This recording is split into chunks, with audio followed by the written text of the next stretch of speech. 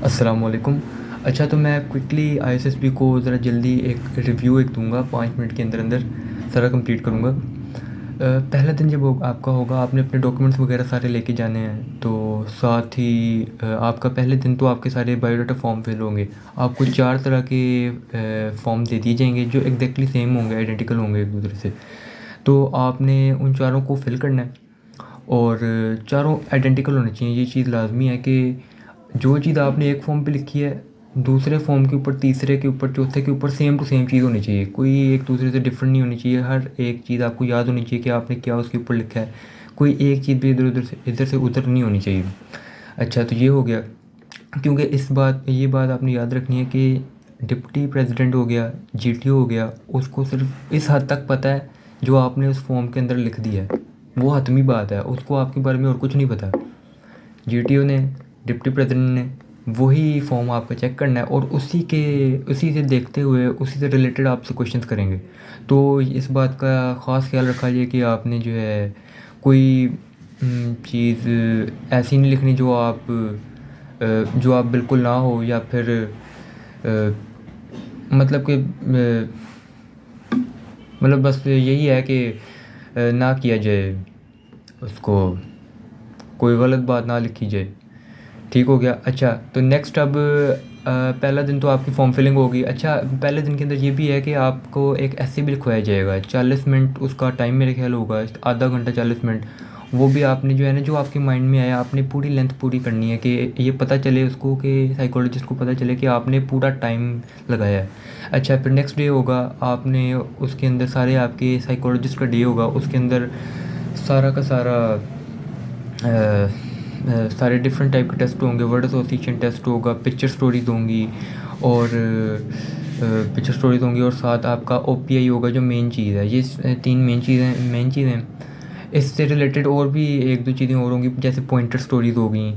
और मेन चीज़ इसमें ये है कि आपको अपने मेरिट्स और डीमेरिट्स, इन चीज़ों का आपको ख़ास पता हो। आप अभी बेशक अभी देख लो अपने मेरिट्स, डीमेरिट्स। अगर आपने नहीं देखे हुए तो उनको अच्छे तरीके से नोट कर लो और उनसे रिलेटेड आपने चीज़ें लिखनी है। अपनी हॉबीज़ को अंदर आपने शो कराना है कि हर आप जुमले से आपको में आपके मेरिट्स और डीमेरिट्स का पता चलना चाहिए उसको, साइकोलॉजिस्ट को।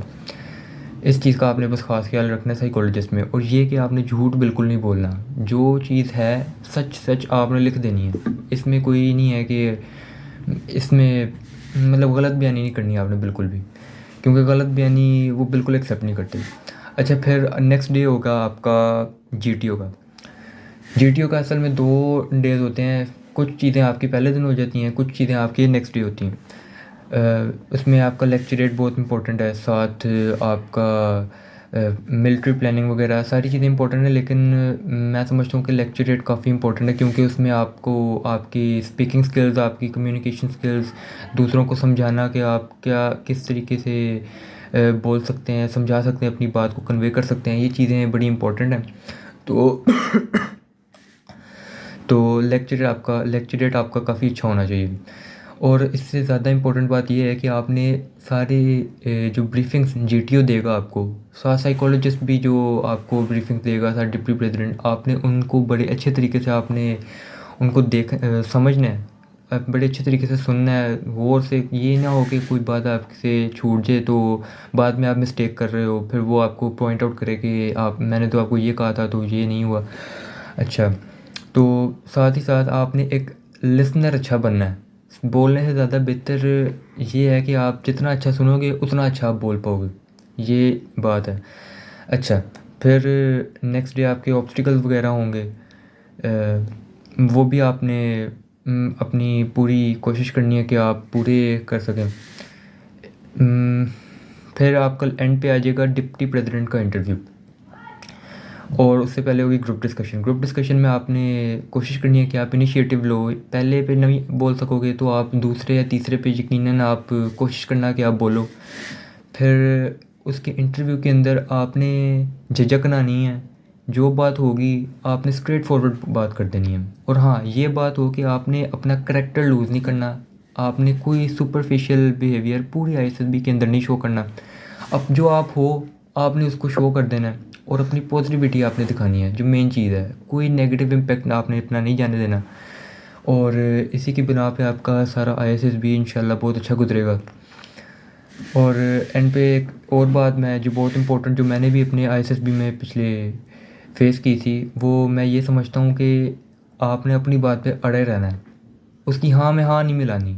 आपने अगर कोई बात कह दी है तो वो हतमी बात है, आपने उस पर कायम रहना है। और यही मेरा ख्याल है कि इन चीज़ों के ऊपर जो मैंने बातें की हैं, इनके ऊपर अगर आप अमल दरामद करोगे तो इंशाल्लाह आपकी आईएसएस भी बिल्कुल सही जाएगी। शुक्रिया।